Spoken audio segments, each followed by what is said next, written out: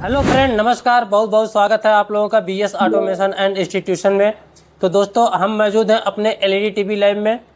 तो आज हमारे पास जैसे कि एक एलईडी टीवी रिपेयर होने के लिए आया है, जिसमें जो होता है या डेड प्रॉब्लम था। इसमें क्या है कि एक चीज़ मैं और आपको बता दूं कि इस बोर्ड में जो होता है टिकोन बोर्ड भी इंक्लूड किया गया है। तो यह कैसे पता किया जाता है, तो आइए हम जैसे आपको हम बताते हैं। उसके बाद इसका जो होता है कैसे इसको हम चेक करते हैं, इसको हम बताएंगे।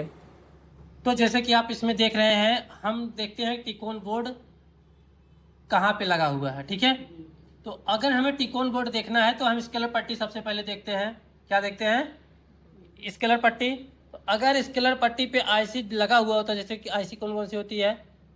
टिकोन आईसी होती है, गामा आईसी और डीसी टू डीसी आईसी और लेवल शिफ्टर आईसी। मतलब अगर इनमें से कोई भी मतलब 2-4 आईसी अगर यहाँ पे लगी होती है तो इसका मतलब होता है कि यही हमारा टिकोन बोर्ड है। कहने मतलब ये जो आईसियाँ हैं, अगर इस बोर्ड अगर आपके स्केलर पट्टी पे लगी हुई हैं, इसके मतलब इसमें टिकोन बोर्ड और टिकोन बोर्ड इसमें नहीं मिलेगा। इसके बाद हम देखते हैं कि टिकोन बोर्ड क्या इसमें है। टिकोन बोर्ड क्या होता है, तो इस प्रकार से आपको देखने को मिलेगा। तो ये जो होता है टिकोन बोर्ड होता है। अगर यहाँ इंक्लूड इसमें लगा होता है तो इसका मतलब होता है कि यहाँ पे जो होता है टिकोन बोर्ड लगा हुआ है। अगर ये भी ना तो इस टिकोन बोर्ड में इसमें दिख रहा है, ना तो स्केलर पट्टी पे कोई ऐसी लगी हुई देखने को मिल रही है, इसका मतलब होता है कि हमारे बोर्ड में जो बोर्ड यूज हुआ है उसी में टिकोन बोर्ड पाया जाता है। तो हम देखते हैं बोर्ड में।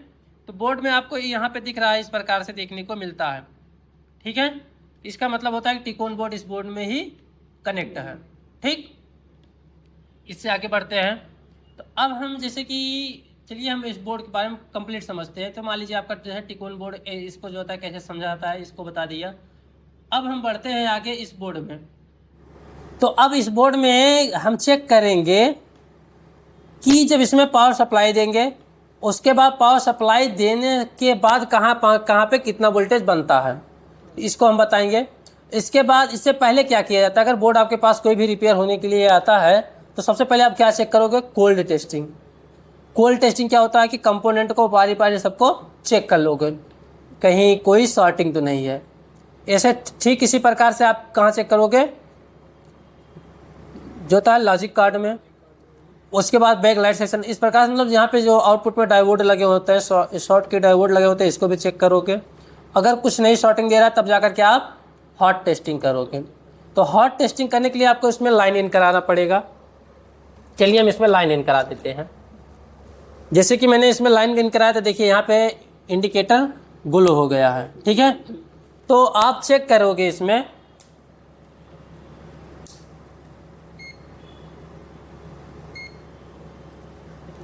मल्टीमीटर को डीसी रेंज पे सेट करोगे।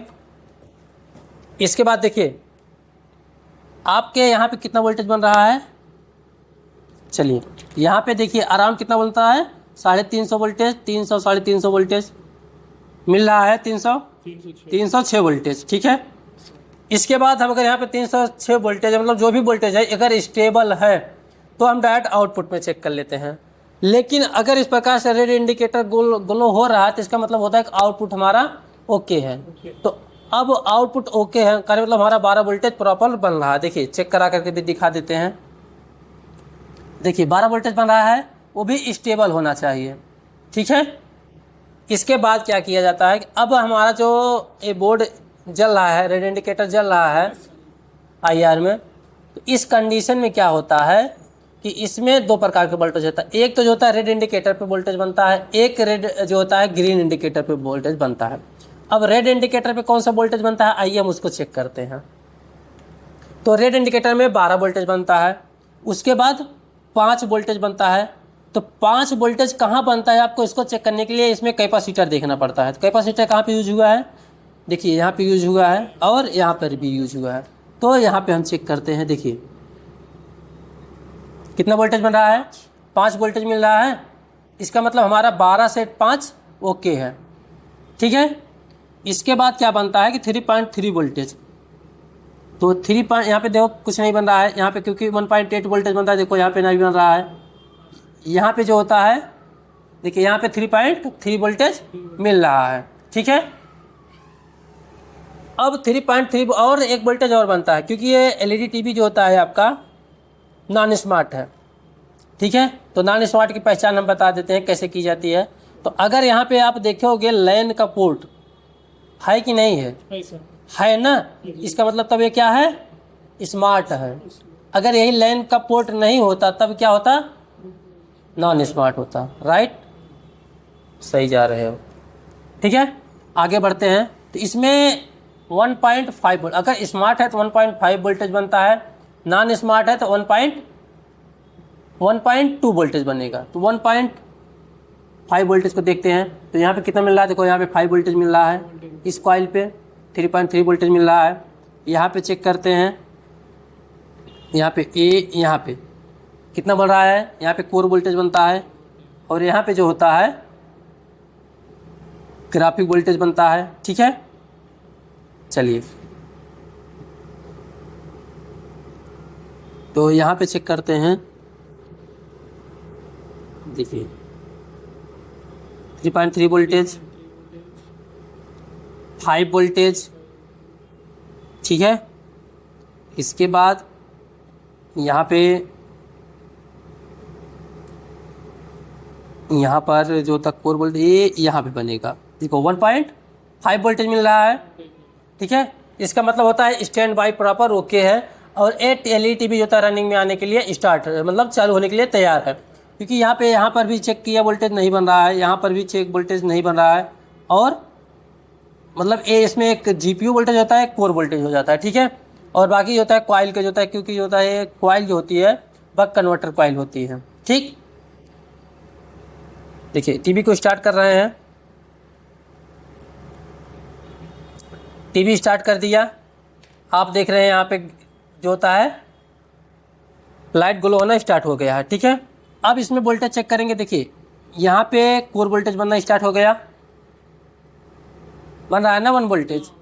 इसके बाद यहाँ पे चेक करेंगे तो यहाँ पे ग्राफिक वोल्टेज बन रहा है, कितना वोल्टेज बन रहा है, 1.1 वोल्टेज, ठीक है। तो इसके बाद देखो यहाँ पे 1.8 वोल्टेज बनेगा, तो बन रहा है, ठीक है। अगर इस प्रकार से आप चेक करोगे, अगर वोल्टेज बन रहा होता है तो इसका मतलब हमारा ये बोर्ड ओके है, ठीक है। अगर इसके बाद इस बोर्ड में आप यहाँ पे चेक करोगे, तो यहाँ पे अगर आप देखोगे तो आप चलिए हम एलईडी टीवी का कंडीशन देखते हैं। देखिए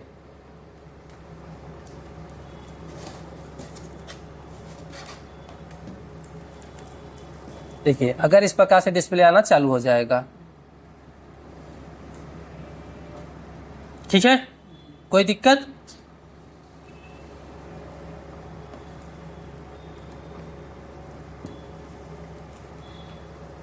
तो इसमें प्रॉब्लम क्या था कि इसकी जो होती है, आप देखें कि जैसे कि इसमें प्रॉब्लम क्या था, आईसी जो थी हीट हो रही थी। हीट होने का कारण क्या था कि एनपीसी कैपेसिटर शॉर्ट था, ठीक है, जिससे ये प्रॉब्लम में था, ठीक। अब लेकिन ये प्रॉपर चलने लगा है, डिस्प्ले आ गया अच्छे से, हैं।